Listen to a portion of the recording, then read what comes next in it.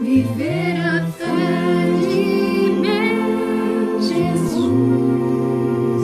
é nossa esperança aqui. Ele é a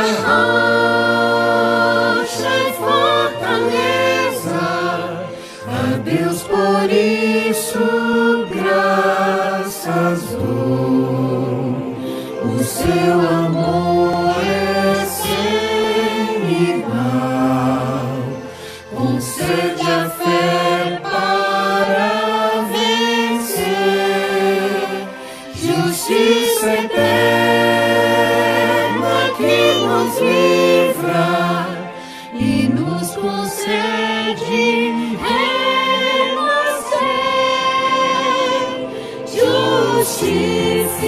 justificados pela fé, nós temos paz para com Deus por meio de nosso Senhor, por sua graça sim, eu salvo sou, justificados pela fé, nós temos paz para com Deus por meio de nosso Senhor, por sua graça sim, eu salvo sou.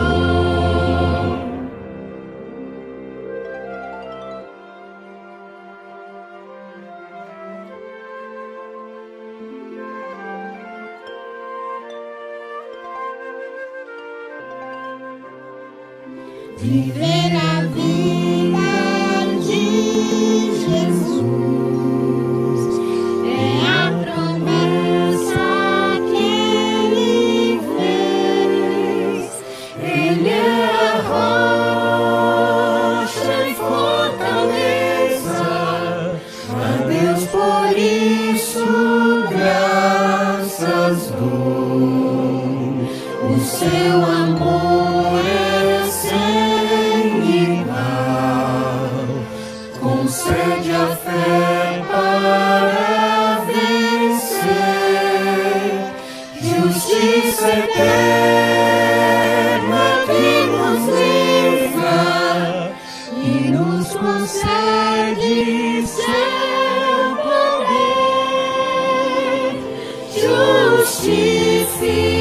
justificados pela fé, nós temos paz para com Deus por meio de nosso Senhor, por sua graça sim, eu salvo sou, justificados pela fé, nós temos paz para com Deus por meio de nosso Senhor, por sua graça sim, eu salvo sou.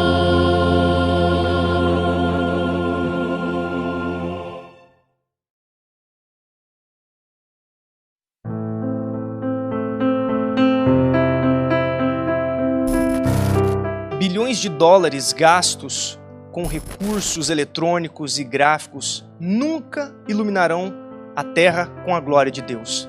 O que nós precisamos, o que nós mais necessitamos é de ouvir esta mensagem, de entender esta mensagem e de viver esta mensagem pela graça do Senhor Jesus Cristo. A partir então deste congresso, a pergunta não será mais sobre o que aconteceu no passado, o que fizeram com a mensagem, mas a pergunta será o que nós vamos fazer com a mensagem, o que você vai fazer com essa luz. E é muito interessante e até importante nós notarmos que nós encontramos na Bíblia, na Palavra de Deus, dois tipos de reações diferentes do povo quando eles ouvem a sua própria história, não é mesmo, Valtinho? Exatamente. No livro de Atos, no capítulo 2, no discurso de Pedro, Pedro está falando a respeito de uma história de rejeição, uma história de morte em que a nação de Israel havia matado o Messias. Em determinado momento, nesse discurso, nesse sermão, ele fala a respeito do rei Davi e do descendente de Davi, aplicando a Jesus como este descendente e informando aqueles que ali ouviam que este Cristo havia ressuscitado de dentre os mortos e agora estava com o Pai assentado em seu trono. E no capítulo 2, no verso 37, nós lemos o seguinte: ouvindo eles estas coisas, compungiu-se-lhes o coração e perguntaram a Pedro e aos demais apóstolos: que faremos, irmãos? Então no verso 38, Pedro nos dá a resposta: arrependei-vos. No mesmo livro, no capítulo 7 do livro de Atos, nós temos o discurso de Estevão. Estevão ali está retratando toda a história de Israel, desde Abraão, e ele culmina esta história na rejeição do Messias. E no verso 54, a Bíblia nos diz: ouvindo eles isto, enfureciam-se no seu coração e rilhavam os dentes contra ele. Então a questão é, nós vamos aceitar a nossa história ou nós apedrejaremos Estevãos? Que Deus nos ajude, que Ele envie o seu Santo Espírito para que nos ajude a entendermos e a vivermos esta tão preciosa mensagem. Quem nos trará a mensagem dessa noite é o irmão Aquiles Camar. Aquiles tem 27 anos, foi batizado na Igreja Adventista há 10 anos e há 10 anos também se casou. Ele tem 2 filhos. Há 6 anos ele mora no campo junto com a sua família. Aquiles se formou no Instituto de Educação e Saúde de Taquara e atualmente é obreiro do Instituto de Agricultura e Evangelismo. Também é membro regular da Igreja Adventista do Sétimo Dia de Capitólio. O nosso desejo é que o Senhor o utilize de forma poderosa. Olá, que a graça de Jesus, o amor de Deus o Pai e a comunhão do Santo Espírito esteja com todos nós. Meu nome é Aquiles. Para mim é um privilégio muito grande estar aqui com os irmãos participando deste congresso. Queria agradecer primeiramente a Deus e também ao Ministério Lembra-te pelo convite. Bem, a proposta desse congresso é muito interessante. Estudar a nossa história, um pouco da nossa história, ver como o povo de Deus tem agido no passado. E é muito importante, Ellen White ela diz que não temos o que temer quanto ao futuro, a não ser que nos esqueçamos como Deus tem nos conduzido no passado. Então, se estudarmos a nossa história, analisarmos como o povo de Deus, desde a época de Israel, tem agido, tem se encaminhado e como Deus tem guiado, certamente iremos rumo a Canaã, certamente. O tema que vamos estudar hoje tem como título o seguinte: se H. Jones ensinou o perfeccionismo. H. Jones ensinou o perfeccionismo? É a pergunta que eu faço a vocês. Muitas pessoas, inclusive alguns pastores, alguns teólogos da igreja hoje, já escreveram alguns artigos, já escreveram em revistas oficiais da nossa igreja, que o pastor H. Jones, principalmente ele, o Wagner também, mas principalmente o pastor H. Jones, ele ensinou o perfeccionismo e ensinou a heresia da carne santa. Mas será que é verdade? Vamos analisar um pouco a história. Antes, eu queria que os irmãos abrissem a Bíblia em 2 Coríntios, capítulo 13, versículo 8. Olha só que interessante. Paulo diz enfaticamente o seguinte: porque nada podemos contra a verdade, senão pela verdade. Meus irmãos, nada podemos contra a verdade. Contudo, no entanto, porém, mas, devido à nossa inclinação para o mal, devido ao nosso eu estar bem amadurecido em nossos corações e não a Jesus estar amadurecido, o que fazemos? Somos relutantes em ir a favor da verdade. Somos relutantes em seguir os caminhos que Deus nos dá.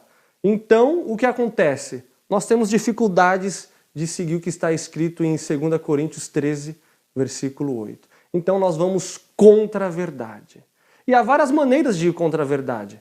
eu posso rejeitá-la voluntariamente, eu posso ignorá-la, eu posso abafar as convicções do Espírito Santo, eu posso abafar as convicções que Deus envia em meu coração através do Espírito Santo, várias maneiras. Mas, na minha humilde opinião, há uma maneira muito, muito maléfica, uma falácia desonesta, uma maneira muito desonesta de ir contra a verdade. E qual seria? Descredibilizar os mensageiros, os portadores da mensagem que Deus dá. Muitas pessoas agem assim. Às vezes vem um mensageiro, como aconteceu com Ed Jones, com Wagner, com a mensagem divina, uma mensagem do céu, e proclama no sonido certo ao povo. E o povo não aceita a mensagem. Só que antes deles irem contra os argumentos daquela mensagem, o que eles fazem? Eles vão contra a própria pessoa. Eles fazem ataques pessoais.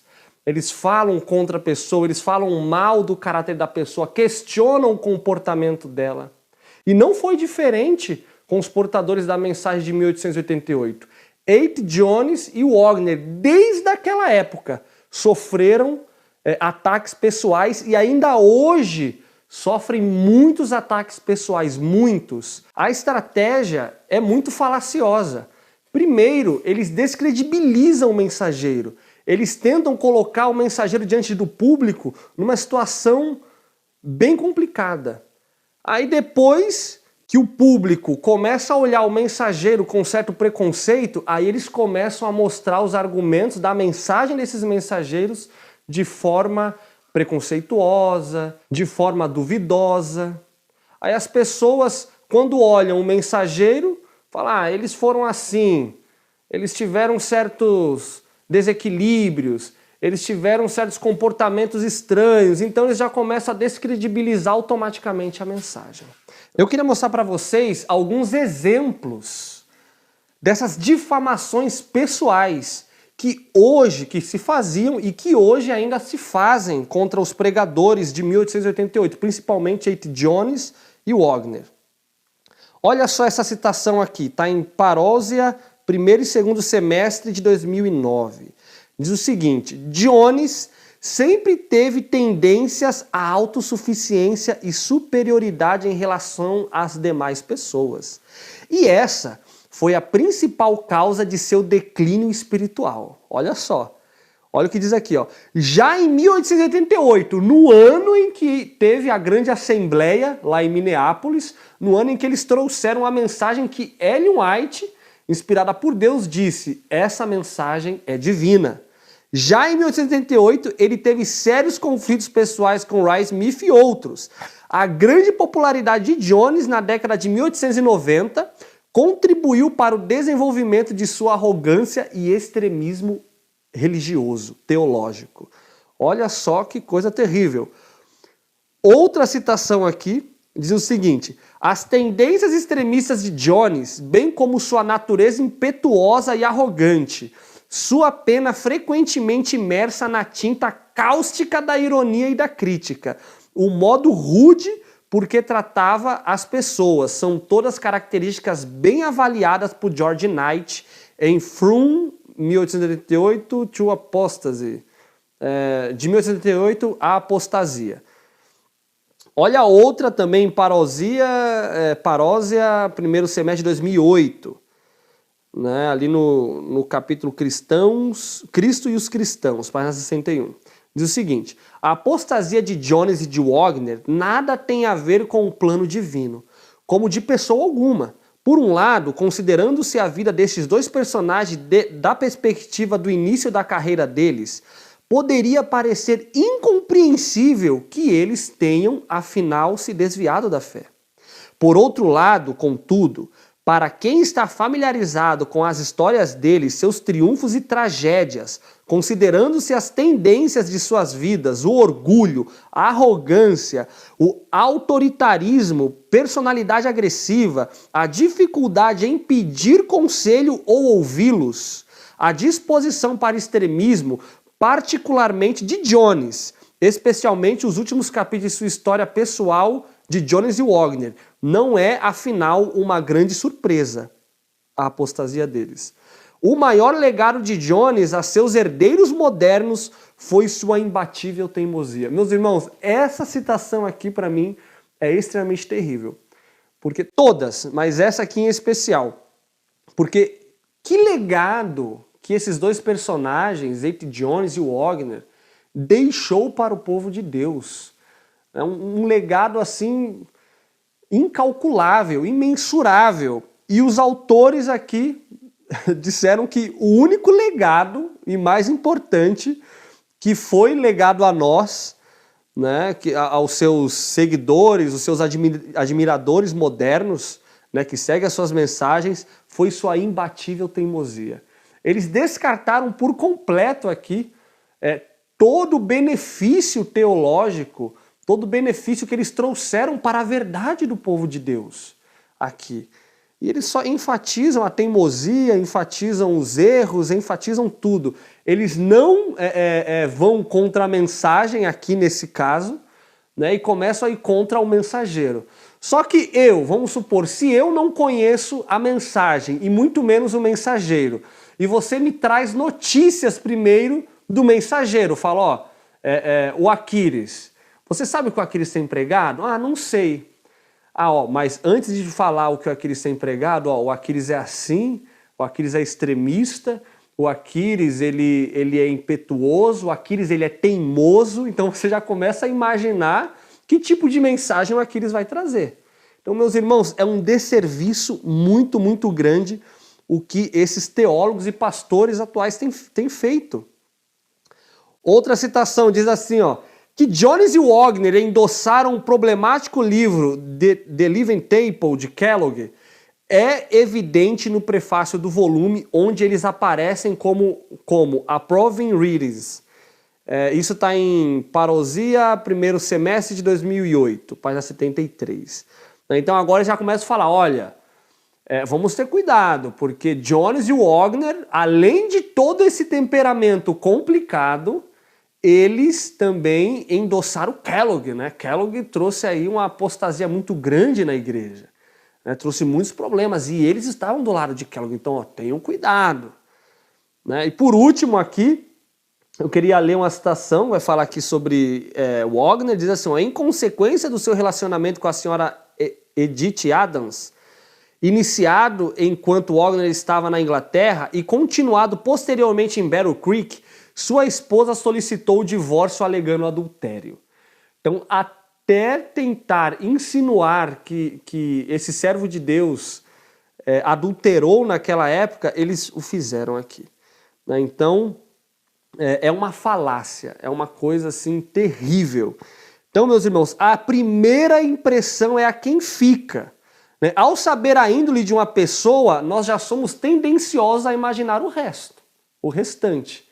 Então, meus irmãos, eu mesmo, recentemente eu participei de um congresso, a mensagem foi muito interessante, mas um dos pregadores, pelo que pareceu, ele tinha certo preconceito a esses mensageiros, né, A.T. Jones e Wagner, e ele trouxe assim vários argumentos, não contra a mensagem deles, mas principalmente contra a personalidade, o caráter, né? Isso é um desserviço muito grande. Meus irmãos, antes de tudo, de ouvir, vamos ser bereanos, vamos estudar, vamos avaliar, vamos estudar a nossa história. Tem registros, tem muitos registros que historiadores deixaram.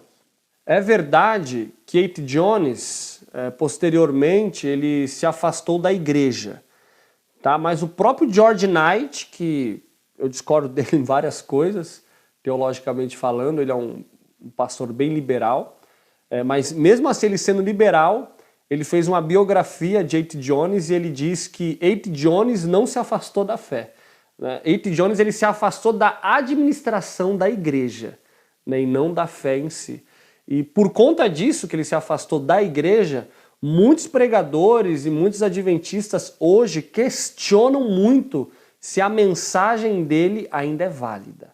Muitos questionam, olha, será que ainda é válida? Será que realmente ele foi um pregador de Deus? Porque posteriormente ele se afastou da igreja. né? Mas enfatizando aqui, ele se afastou da administração da igreja, ele teve problemas com a administração e não com a fé em si.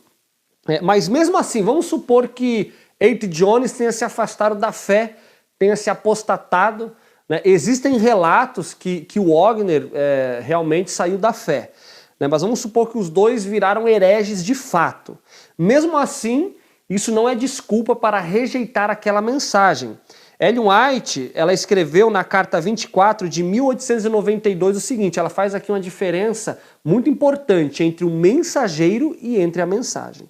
Olha só o que ela diz: caso Jones e Wagner caiam, né, na fé no caso, não será isto uma prova de que não tiveram uma mensagem de Deus ou que a sua obra tenha sido um erro. Olha que interessante. Caso isto acontecesse, eles caíssem, quantos tomariam esta posição?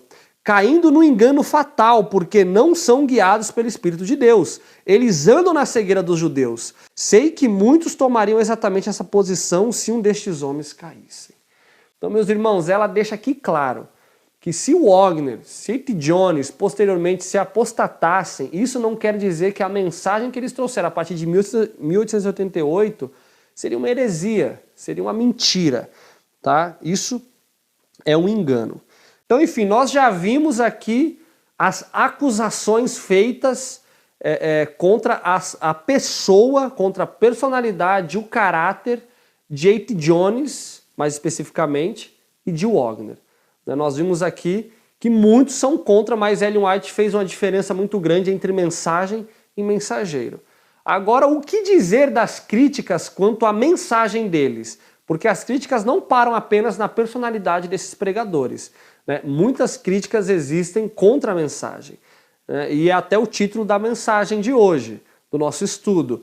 Será que A.T. Jones de fato ensinou o perfeccionismo? O perfeccionismo ele existe, meus irmãos. O perfeccionismo ele é uma heresia, ele é perigoso, tá? Desde os dias de Ellen White, o perfeccionismo existe e arrastou muitos irmãos e ainda hoje está presente em nosso meio.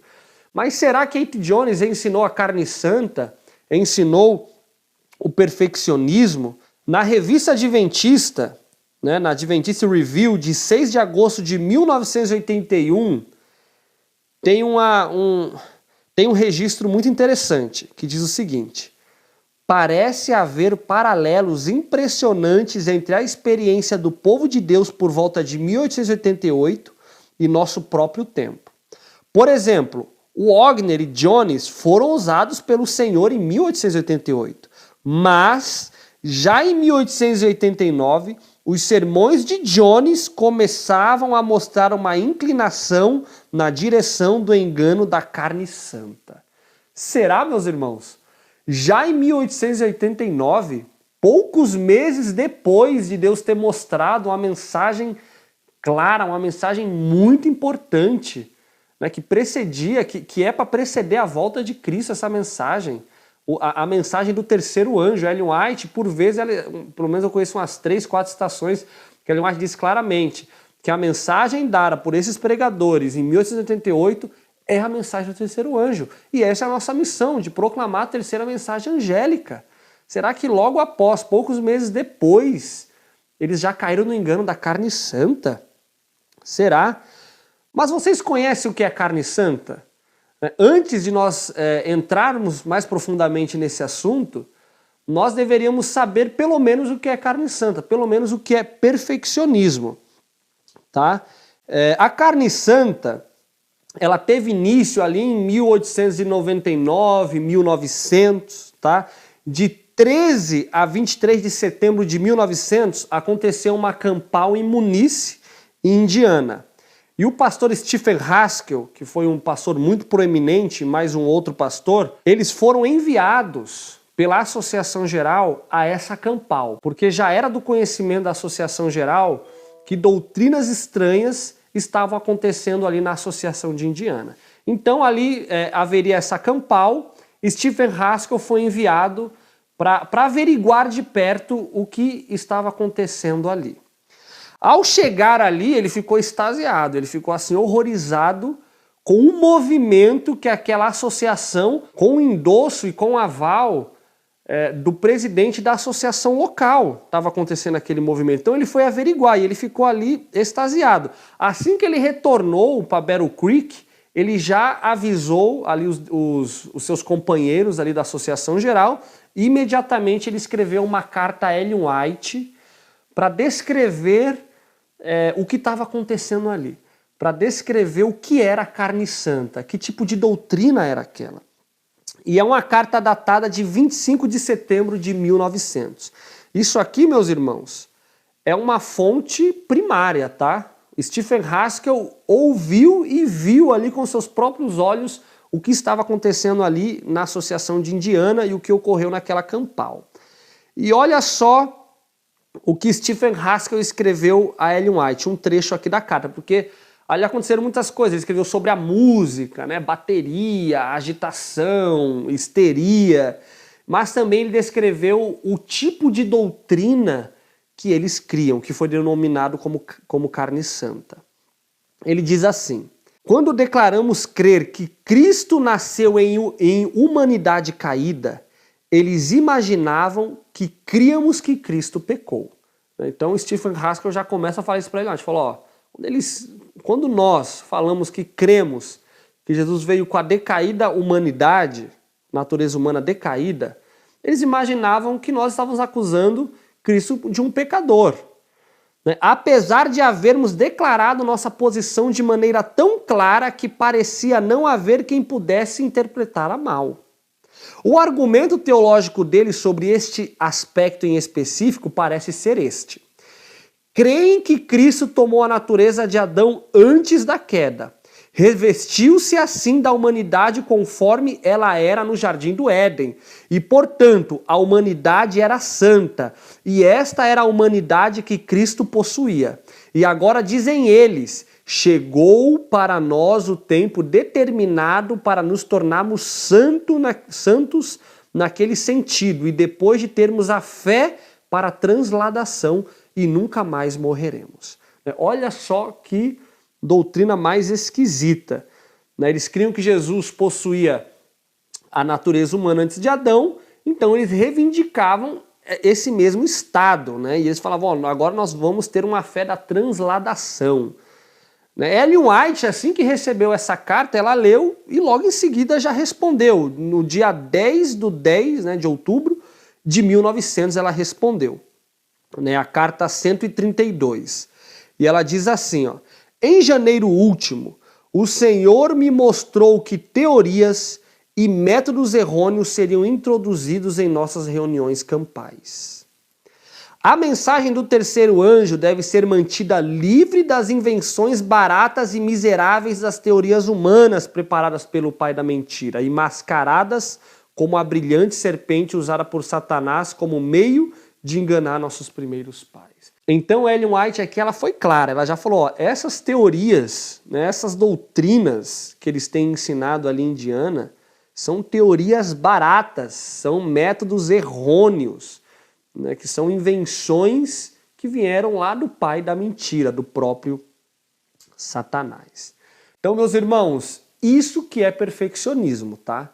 Existe uma confusão muito grande em definir o que é perfeccionismo. O povo que crê em vitória sobre o pecado, que crê em perfeição cristã é perfeccionista. Não.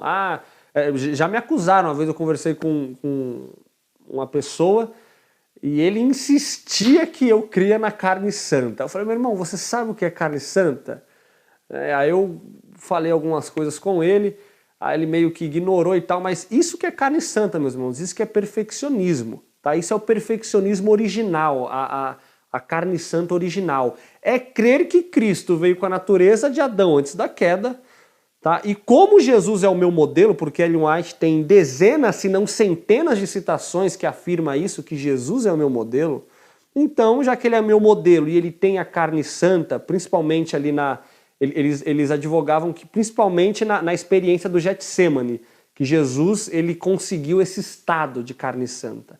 Então, já que ele é o meu modelo, eu devo imitá-lo e eu vou conseguir essa carne santa. É um raciocínio lógico, tá? É um raciocínio lógico. Se Jesus ele tem esse estado Ele veio nesse estado, ele é o meu modelo, então posso vindicar isso. Então eles vindicavam isso, tá? Eles criam que iam possuir carne santa aqui nessa terra, que eles iriam ter perfeição absoluta, tal perfeição só Deus tem, nem os anjos têm, e que eles adquiririam então um estado de impecabilidade.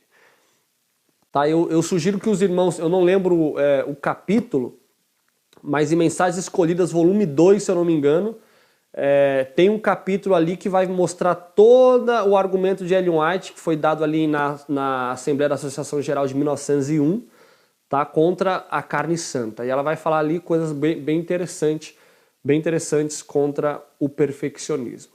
Eu queria dar ênfase sobre o estado de impecabilidade que os seguidores dessa doutrina lá indiana criam, tá, e que muitos acusam aqueles que creem em perfeição cristã, muitos acusam de eles são perfeccionistas e creem no estado de impecabilidade. Meus irmãos, impecabilidade só Deus, tá? Nem Adão, antes da queda, tinha um estado de impecabilidade. Ele veio a pecar. Nem Satanás, né, tendo o selo da perfeição, como diz a Bíblia, tinha estado de impecabilidade. Né? É impossível pecar. Ok? Então, nós não somos calvinistas. Uma vez salvo, salvo para sempre. Né? Me converti, então nunca mais vou pecar, nunca mais vou me perder. Tá? O único que pode ter perfeição absoluta em um estado de impecabilidade é a divindade, é Deus. Tá? Até os anjos, tá? Os anjos podem errar, podem pecar. Ok? Então vamos avançar. Uma vez que nós entendemos o que é perfeccionismo, o que é carne santa, então vamos avançar em nosso estudo e vamos ver se realmente A.T. Jones ensinou esta heresia do perfeccionismo e da carne santa. Olha, se ele ensinou essa heresia, nós podemos aqui detectar pelo menos 3 grandes consequências muito graves, tá? A primeira, a mensagem de 1888 ficará completamente desacreditada. Se Jones ou Wagner podem ser acusados de ensinarem a heresia ou o fanatismo durante a era de 1888, a igreja seria tola em dedicar a atenção à mensagem deles. O segundo problema, se Jones estava se desviando já em 1889, né, poucos meses depois de 88, na direção do erro da carne santa, Ellen White deve também ser considerada ingênua e fanática.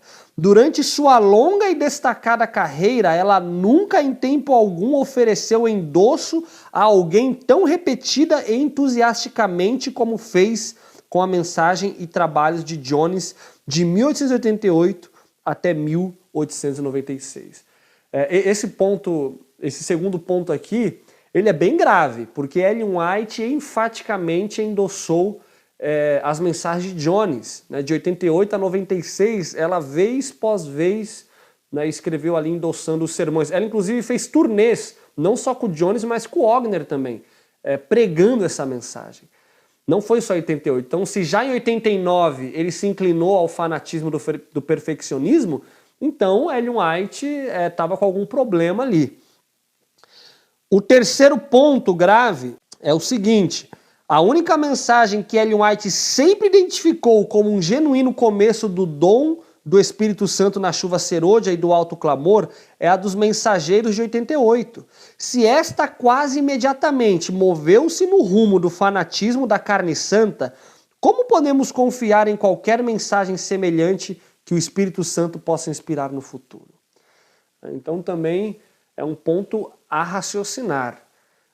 Se logo após essa mensagem veio fanatismo, né, então como podemos identificar e como podemos ter segurança que outras mensagens não vão gerar também danos, né, inclinados ao fanatismo? Precisamos entender, meu irmão, que há muita diferença entre perfeição cristã e perfeccionismo.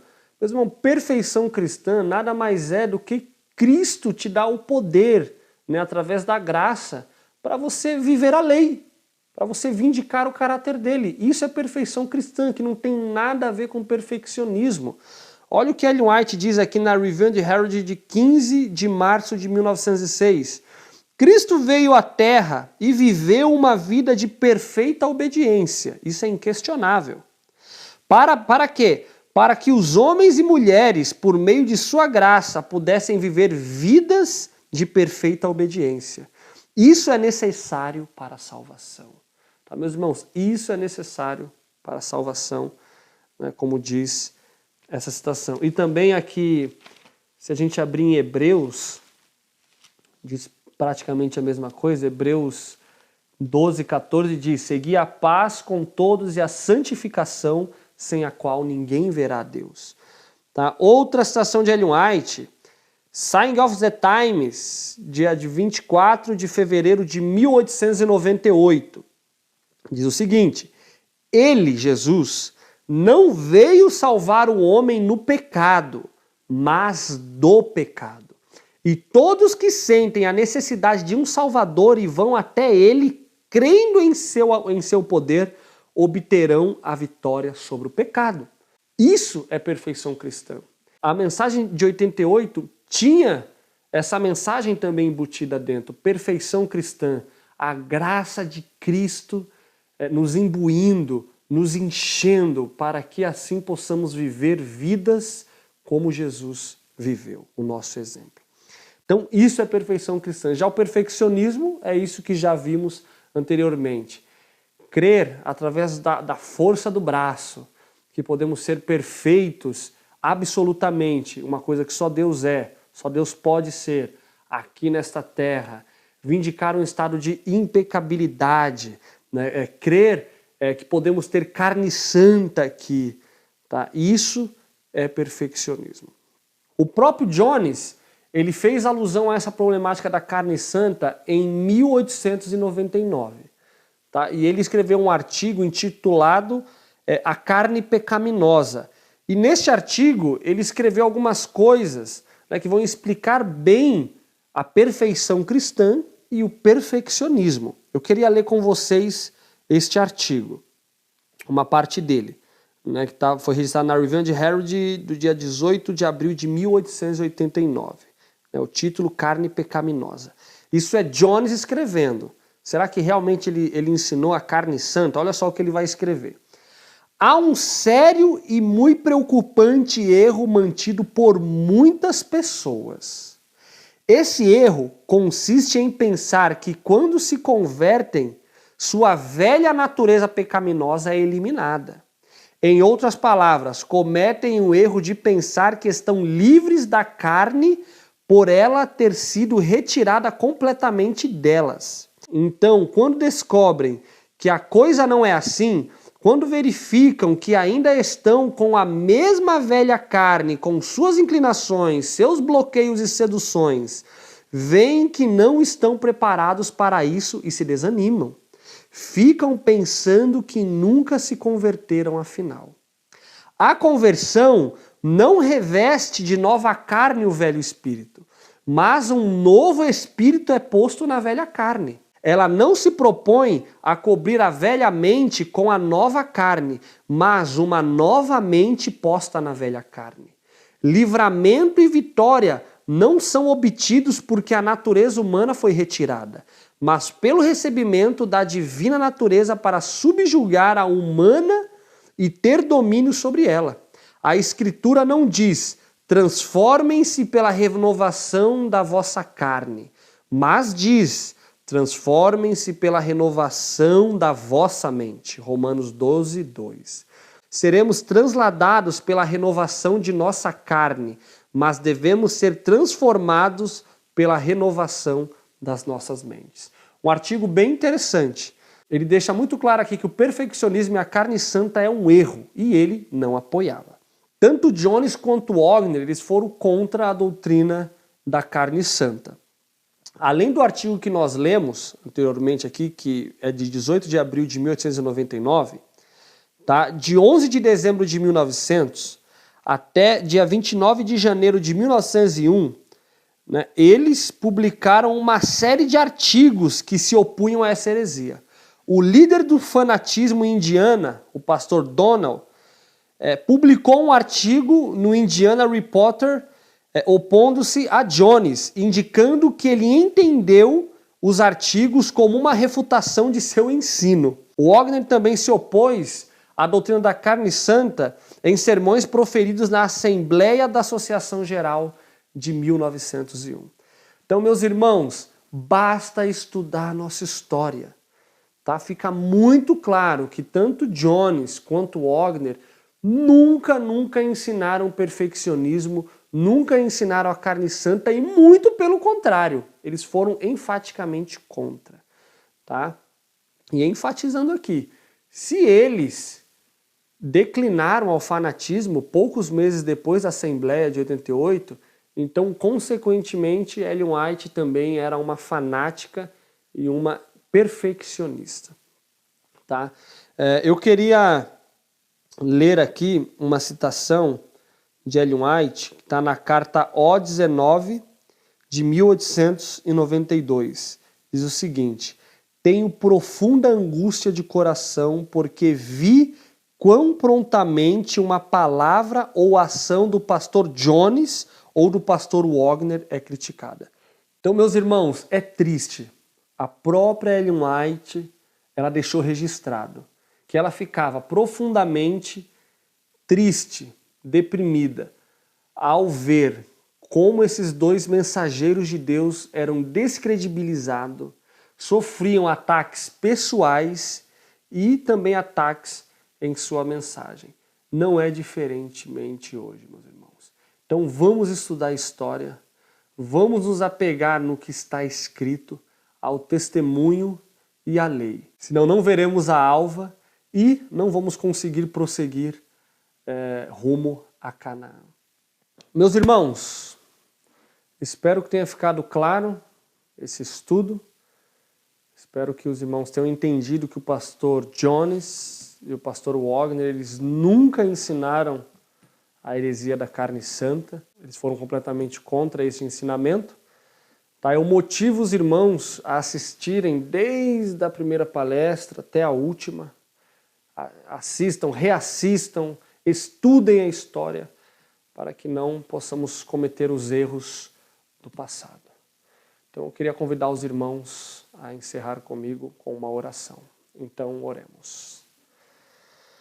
Grandioso Deus e eterno Pai que habita nos altos céus, santificado seja o teu nome. Somos gratos, Senhor, porque o Senhor não nos deixa desamparado. Temos a Bíblia, temos o Espírito de profecia e também temos a história ao nosso favor. Que o Senhor nos ajude a estudarmos, que o Senhor nos ajude a termos equilíbrio, que o Senhor nos ajude a entendermos a mensagem de 88. E ao entendermos, Pai, que o Senhor derrame o teu Santo Espírito, que o Senhor derrame a chuva ser hoje e capacite o teu povo, capacite a tua igreja, capacite, Senhor, os nossos ministros, para que juntos possamos honrar o teu santo caráter e ir rumo a Canaã, Senhor. Que o Senhor possa regressar em nossa geração. É o que te rogamos, Pai, no nome e no sangue de Jesus Cristo, Senhor.